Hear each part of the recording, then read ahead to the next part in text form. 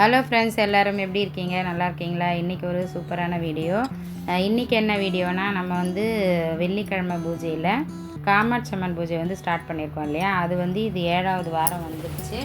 இப்போது அதுக்கு அந்த பூஜையை தான் நம்ம இந்த வீடியோவில் பார்க்க போகிறோம்.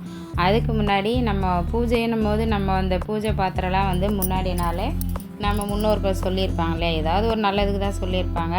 வியாழக்கிழமை அன்றைக்கே நான் வந்து விளக்கு பூஜை பாத்திரம் எத்தனையும் விளக்கு தட்டு எல்லாமே வந்து முன்னாடி நாளே தேய்ச்சி அதுக்கு உண்டான மஞ்சள் குங்குமம் பொட்டெல்லாம் வச்சு இது மாதிரி தான் ஒரு தட்டில் எடுத்து வச்சுருவேன். நான் வந்து வியாழக்கிழமை அன்றைக்கி விளக்கு ஏற்ற மாட்டேன். ஏதாவது அப்படி விளக்கு ஏற்றியே ஆகணுன்னா நம்ம அகல் விளக்கில் எண்ணெய் ஊற்றி ஏற்றிடுவேன். ஏன்னா இந்த பூஜை பாத்திரம் இதெல்லாம் வந்து நான் பயன்படுத்த மாட்டேன் வியாழக்கிழமை அன்றைக்கி. நான் வெள்ளிக்கிழமை காலையில் தான் எடுத்து இந்த மாதிரி பூஜை அறையில் ஒவ்வொன்றா அரேஞ்ச்மெண்ட் பண்ணிவிடுவேன். நாங்கள் வந்து 2 காமாட்சி அம்மன் விளக்கு ஏற்றுவோம். அது வந்து ஒன்று வந்து என்னோடய விளக்கு, இன்னொன்று வந்து எங்கள் மாமியாரோட விளக்கு.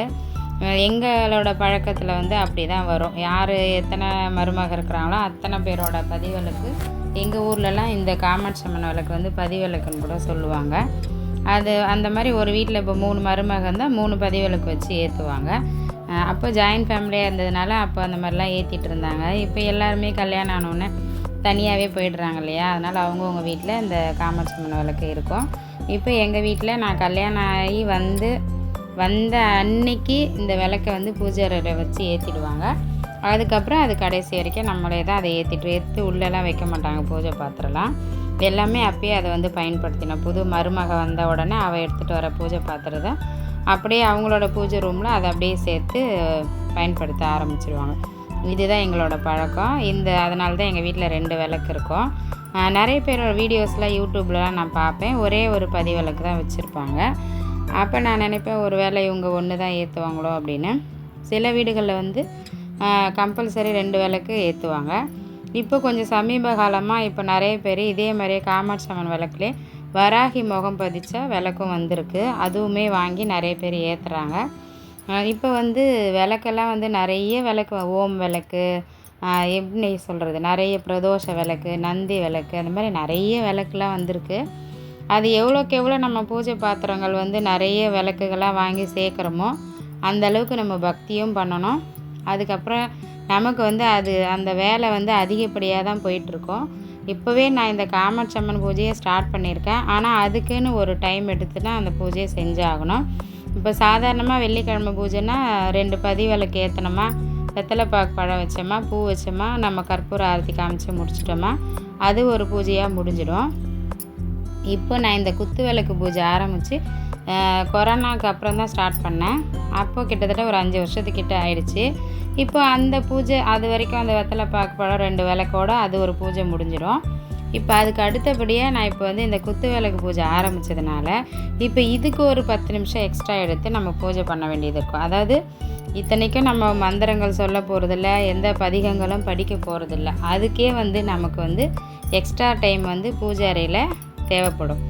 அப்போ அதுக்கு தான் நான் நினச்சிப்பேன், நம்ம ஒவ்வொரு பொருளையும் இப்போ படமாக இருக்கட்டும், விளக்காக இருக்கட்டும், அதெல்லாம் வந்து நம்ம எவ்வளோக்கு எவ்வளோ சேர்த்து வைக்கிறோமோ அவ்வளோக்கு அவ்வளோ நம்மளுமே அந்த படங்களுக்கும் அந்த விளக்குக்கும் நம்ம உயிர் கொடுத்து அவங்களுக்கு அந்த பூஜையெல்லாம் பண்ணும் போது தான் அது வாங்கி வர அந்த படத்துக்கோ அந்த விளக்குக்கோ அதுக்கு கொஞ்சம் பவர் கிடைக்கும்.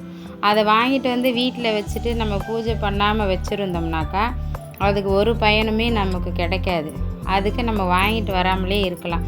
அதே கடைகள்லேருந்து தான் வேறு யாராவது வாங்கிட்டு போயிட்டு வச்சு பூஜை பண்ணுவாங்கன்னு நான் நினச்சிப்பேன். அதனால் எனக்கு வாங்கணும்னு நிறைய ஆசைலாம் இருக்கும். ஆனால் என்னோடய பூஜை அறை வந்து ஒரே ஒரு செல்ஃபு தான். அப்போ அதில் எந்த அளவுக்கு வைக்க முடியுமோ அந்த அளவுக்கு மட்டும்தான் நான் வாங்குவேன். இப்போ வேறு நிறைய பேர் என்ன சொல்கிறாங்கன்னா, வீடை வந்து கோவில் மாதிரி ஆக்கக்கூடாது, கோவிலில் இருக்கிற தெய்வங்கள் கோவிலில் தான் இருக்கணும், வீட்டுக்குள்ளே இருக்கிற தெய்வங்கள் வீட்டுக்குள்ளே தான் இருக்கும் அப்படின்னு சொல்கிறாங்க. இப்போ இந்த சிவலிங்கம் பார்க்குறீங்க பார்த்தீங்களா, அது கூட வந்து நானாக வாங்கலை. எனக்கு அது வாங்கணுன்னா கொஞ்சம் பயமாக தான் இருந்தது. பூஜையெல்லாம் பண்ணோமே எப்படி வாங்கிறது அப்படின்னு சொல்லி நானுமே நினச்சிட்டு இருந்தேன். ஆனால் எங்கள் பொண்ணு வந்து இது மகாபலிபுரம் பிக்னிக் போயிருந்தாங்க, 1 டே ட்ரிப்பு ஸ்கூலில்.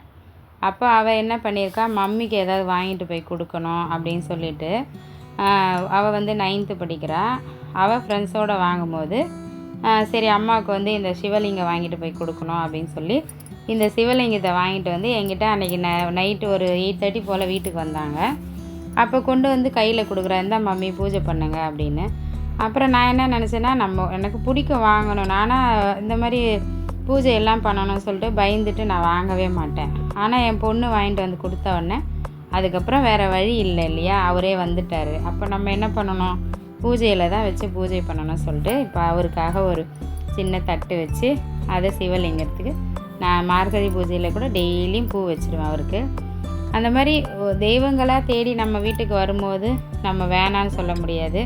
அதே மாதிரி என்னோடய வீடியோஸில் வந்து செவ்வாய்க்கிழமை பூஜை பார்ப்பீங்க, வெற்றிலை தீபம், அதில் ஒரு வேல் இருக்கும் பாருங்கள். அந்த வேல் கூட வந்து நான் வாங்கினது இல்லை. எனக்கு வடபழனி கோவிலில் ஒருத்தவங்க வந்து நேர்த்திக்கடனுக்காக வேல் கொடுத்துட்ருந்தாங்க. அப்போ அவங்க தான் எனக்கு வந்து அந்த வேலை கொடுத்தாங்க.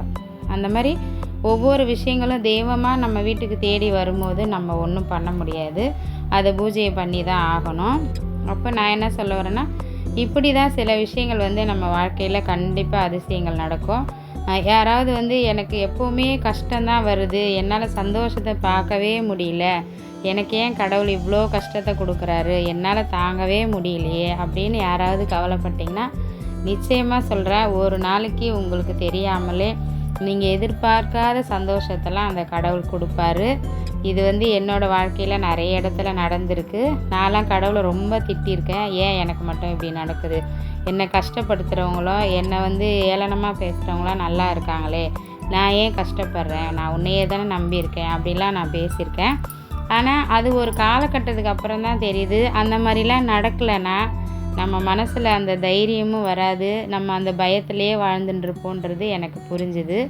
அதனால் யாராவது வந்து ரொம்ப கஷ்டம், எந்த பக்கம் திரும்பினாலும் ஒரே டார்ச்சர், என்னால் முடியல, நான் எவ்வளோ நாளைக்கு தான் இதை தாங்கிறது அப்படின்னு நீங்கள் நினச்சி நீங்கள் ஃபீல் பண்ணிங்கன்னா கண்டிப்பாக பக்தியில் ஈடுபடுங்க. உங்களால் முடிஞ்சதை பக்தி பண்ணுங்கள். ஏதோ விளக்கேற்றுறதோ இல்லை கோவிலுக்கு போயிட்டு வர்றதோ. தினம் தினம் கோயிலுக்கு போக முடியலனாலும் வாரத்தில் 2 நாள் கண்டிப்பாக போயிட்டு வந்துடுங்க. செவ்வாய்க்கிழமையும் வெள்ளிக்கிழமையும் கண்டிப்பாக போயிட்டு வாங்க. நிச்சயமாக அந்த கடவுள் வந்து நமக்கு ஏதாவது ஒரு வகையில் நமக்கு ஹெல்ப் பண்ணுவார். நம்ம இப்போ இருக்கிற பெண்கள்லாம் வந்து நம்மளால் வந்து ஒரு அம்மா வீட்டுக்கு போய் நம்ம குறைய சொல்லி அழறதோ, இல்லை அக்கா தங்கச்சி வீட்டுக்கு போய் நம்ம குறைகளை சொல்லி அழறதோ, இல்லை ஒரு அண்ணன் தம்பி வீட்டுக்கு போய் நம்ம குறைகளை சொல்லி அழறதோ முடியாது. ஏன்னா இன்றைக்கி இருக்கிற காலகட்டம் யாருமே நம்மளோட உணர்வுகளை புரிஞ்சுக்கிற நிலையில் அவங்க இல்லை. காரணம் அவங்களையும் குறை சொல்ல முடியாது, அவங்களுக்குள்ளே இருக்கிற பிரச்சனைகள் அவங்க வீட்டில் இருக்கும். அப்போ அவங்கள பற்றி தான் சிந்திப்பாங்களே கண்டி நம்ம சொல்கிற குறைகளையோ நமக்கான கஷ்டத்துலையோ அவங்களால நிவர்த்தி பண்ண முடியாது.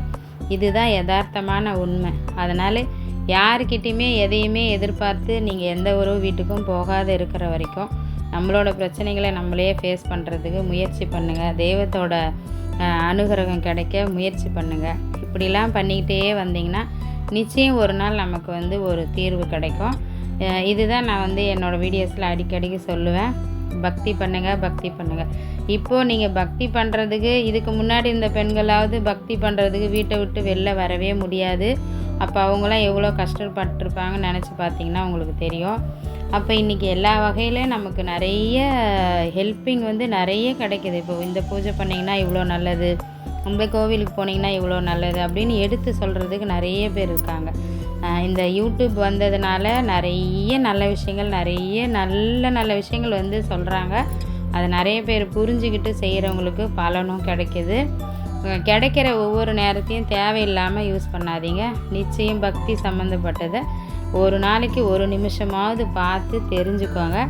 நீங்கள் பார்க்க ஆரம்பிச்சிட்டிங்கனாவே உங்களுக்கு ஒவ்வொன்றா தானாக நடக்க ஆரம்பிச்சிடும். ஓ, நம்ம இந்த பூஜையெல்லாம் பண்ணால் இவ்வளோ நல்லதோ, சரி ஒரு நாளைக்கு செஞ்சு தான் பார்ப்போமே அப்படின்னு உங்களுக்குள்ளே ஒரு எண்ணம் வரும். அதை வந்து அந்த மாதிரி தான் நான் ஒவ்வொரு பூஜையுமே ஸ்டார்ட் பண்ணியிருக்கேன். இப்போ இந்த காமாட்சி அம்மன் பூஜையுமே அப்படி தான். நான் வந்து இப்போது இந்த பூஜை ஆரம்பித்த காலத்துலேருந்தே நான் சொல்லியிருப்பேன், எனக்கு ஒரு செயல் நடக்கணும், அதுக்காக தடைகள் வரும்ன்றது தெரியும். இருந்தாலும் அந்த தடைகளை தகர்த்துறது கண்டிப்பாக என்னால் முடியாது. நிச்சயம் கடவுளோட அனுகிரகம் இருந்தால் நான் அதிலேருந்து தாண்டி வர்றதுக்கு ஒரு வழி பிறக்கும்ன்றதுனால தான் இந்த பூஜையை வந்து நானுமே யூடியூப்பில் தான் பார்த்தேன். நிறைய பேர் வந்து இந்த பூஜை செஞ்சு வீடியோ போட்டிருக்காங்க. பட் ஆனால் அவங்க சொல்கிற அளவுக்கு நான் இந்த பூஜையை செய்யலை. என்னால் முடிஞ்சது, எனக்கு என்ன தெரியுதோ, என்னால் முக்கியமாக நான் அதை தான் திரும்ப திரும்ப சொல்லுவேன். நம்மளால் என்ன முடியுமோ அதை வந்து கடவுளுக்கு வந்து நம்ம செஞ்சோம்னாக்கா அவர் நிச்சயம் நம்மளை புரிஞ்சுக்குவார். புரிஞ்சிக்காமல் இருக்க மாட்டார். இவங்களால இவ்வளோ தான் முடியும். இப்போ ஒருத்தவங்க 50 கிலோ தூக்க முடியும்னா அவங்களுக்கு 50 கிலோ மட்டும்தான் தூக்கி வைக்க முடியும். அவங்க தலையில் நம்ம 100 கிலோ தூக்கி வச்சோம்னாக்கா அவங்க அதை தூக்கி நடக்கவே மாட்டாங்க, அங்கேயே உட்காந்துருவாங்க. அப்போ இதிலேருந்து என்ன தெரியுதுன்னா, நமக்கு என்ன செய்ய முடியுமோ அதை ஆண்டவன் வந்து கண்டிப்பாக நம்மளை வந்து செய்கிற பூஜைகளை ஏற்றுக்குவார்.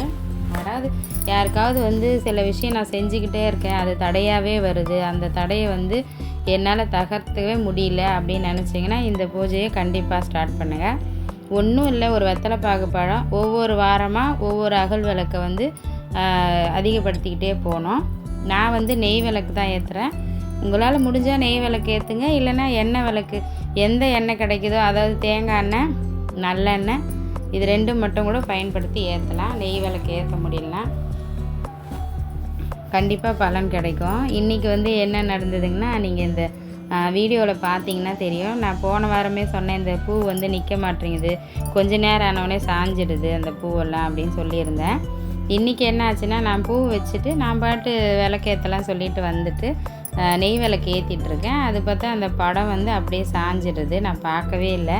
அதுக்கப்புறம் நான் வீடியோலாம் ஷூட் பண்ணிவிட்டு நான் எடுத்து பார்க்குறேன். அப்போ பார்த்தா படம் விழுறது வந்து அதில் அந்த கிளிப்பிங் விழுந்திருக்கு. அதுக்கப்புறம் விளக்கு ஏற்றலாம் நிமிர்ந்து பார்க்கும்போது தான் படம் கீழே விழுந்ததே எனக்கு தெரிஞ்சுது.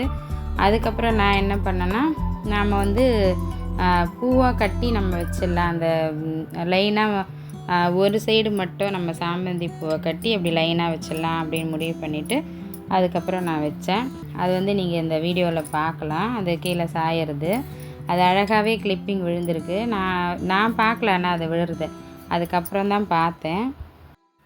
இப்போ பூ வந்து இந்த மாதிரி அரேஞ்ச்மெண்ட் பண்ணிவிட்டு நான் வந்து வெத்தலை பாக்கு பழம் வச்சுட்டு இப்போ தான் நம்ம வந்து இது வந்து 7வது வாரம். 7 வாரம்னும் போது நம்ம 7 அகல் விளக்கு ஏற்றணும். அதில் வந்து நெய் விளக்கு தான் ஏற்றிருக்கேன். போன வாரம் 6 விளக்கு வந்து தட்டில் வந்து லைனாக வச்சுட்டேன். இந்த வாட்டி வந்து 6 விளக்கு முடிச்சுட்டு 7வது விளக்குன்னும் போது இந்த தட்டில் வச்சா சரியாக வருமா அப்படின்னு சொல்லி நான் வந்து ட்ரை பண்ணிகிட்டு இருந்தேன். அதுக்கப்புறம் பார்த்தா கரெக்டாக வந்துடுச்சு.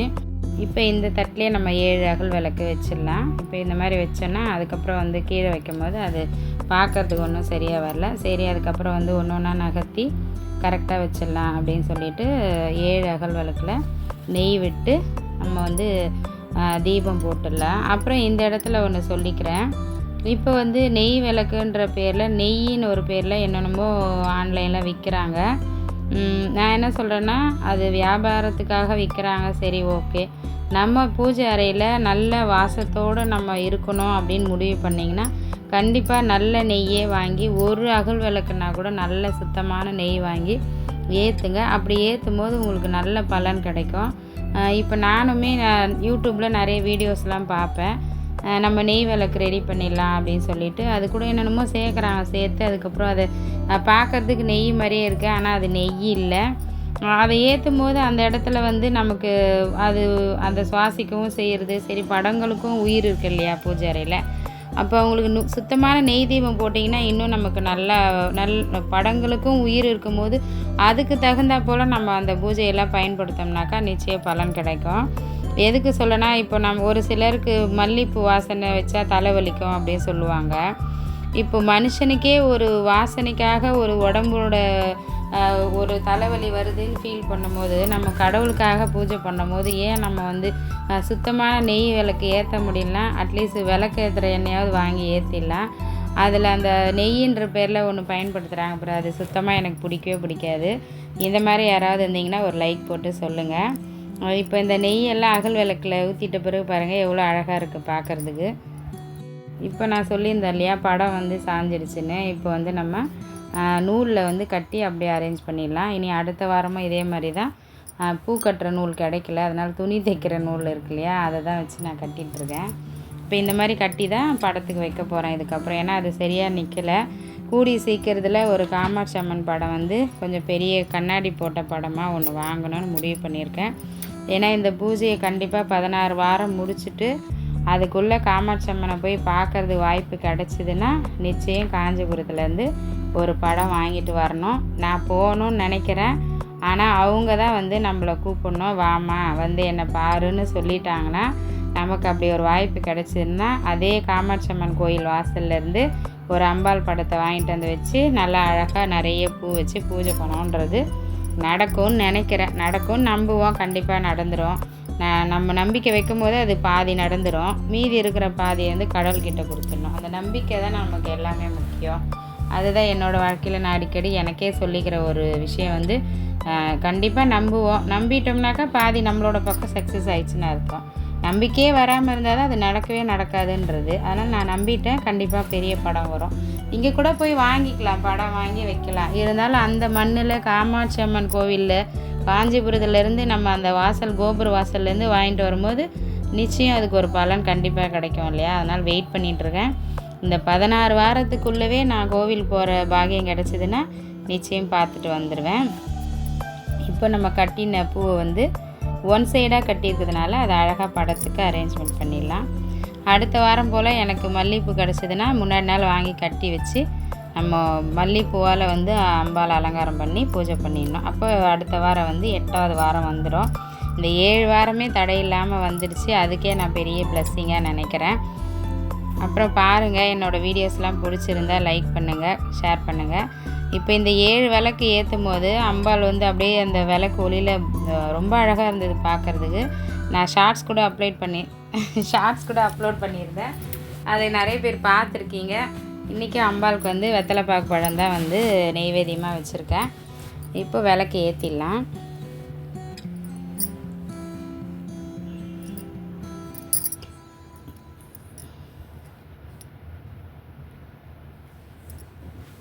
என்னோடய பூஜையில் வந்து நான் யூஸ் பண்ணுற திரி வந்து பஞ்சு திரி தான். பஞ்சு திரி வந்து ரொம்ப நல்லாவே நின்று எரியுது. இந்த நூல் மாதிரி வரும் பார்த்திங்களா, அந்த திரியில் வந்து கொஞ்ச நேரம் எரிஞ்ச உடனே கரிஞ்சு போயிடுறது. அப்போ விளக்கு வந்து ரொம்ப கருப்பாகிடுது. வெள்ளையாகவே இருக்கணும். நம்ம நிச்சயம் இந்த பஞ்சு திரி தான் வாங்கி ஏற்றணும். இந்த டிப்ஸும் ஃபாலோ பண்ணுங்கள். எனக்கு டிப்ஸு சொல்கிற அளவுக்கு எனக்கு தெரியலைங்க. எனக்கு நான் யூஸ் பண்ணுறது தான் உங்களோட சொல்கிறேன். யாரெல்லாம் நீங்கள் என்னென்ன திரி போடுவீங்கன்றதை சொல்லுங்கள். இந்த 7 விளக்கு ஏற்றும் போது உண்மையிலே சூப்பராக இருந்தது. அந்த நெய் வாசத்துக்கும் அந்த தீப ஒளியில் வந்து பூஜை ரூமே ரொம்ப அழகாக இருந்தது. நீங்கள் கண்டிப்பாக இன்னும் கொஞ்சம் விளக்கு அதிகப்படுத்த எப்படி வரும்னு தெரியல. சூப்பராக இன்னும் இப்போ நிறைய அகல் விளக்கு ஆகும்போது அவ்வளோ பெரிய தட்டம் என்கிட்ட இருக்குமான்னு தெரியல. அப்படி இல்லைன்னா எதை வச்சு நான் அடுத்து அடுக்கி நான் விளக்கு ஏற்றணுன்றத யாருக்காவது தெரிஞ்சால் கமெண்டில் சொல்லுங்கள். நிறைய பேர் பார்க்குறீங்க, ஆனால் கமெண்ட் பண்ண மாட்டேறீங்க. ஓகே, இதோட வீடியோ முடிச்சிடலாம். வீடியோ பிடிச்சிருந்தா ஒரு லைக் போட்டு சொல்லி விட்ருங்க. ஓகே, பாய், தேங்க்யூ.